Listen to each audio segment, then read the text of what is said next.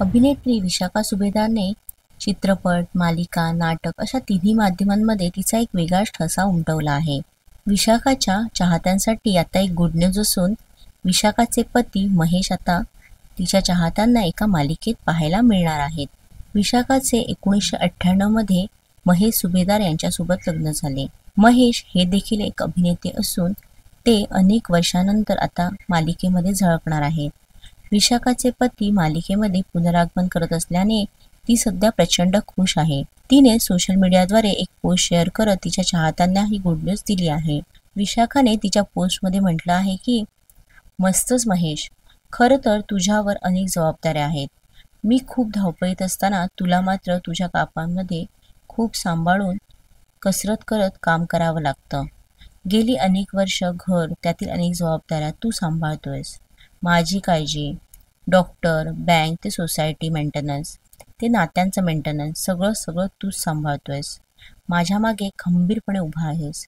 कुठलीही अडचण आली की तुला फोन असतो माझा. फक्त माझाच कशाला, अगदी अनेक जणांचा.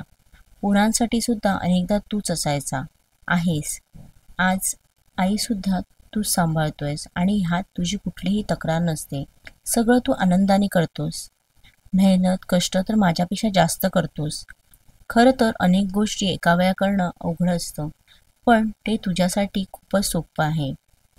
या सगळ्यातून आता तुला पुन्हा काम करताना पाहताना आनंद होतोय. लगे राहू नवरोबा, आणि तू सोबत होतास, आहेस आणि म्हणून मी आहे.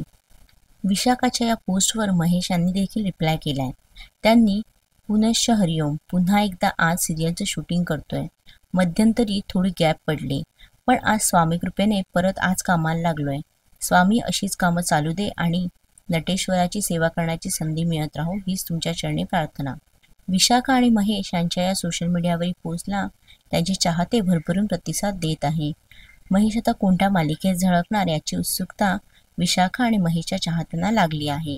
यांसारखेच व्हिडिओ पाहण्यासाठी बी स्क्वेअर मराठीला सबस्क्राईब करा आणि आमचे व्हिडिओ लाईक आणि शेअर करा.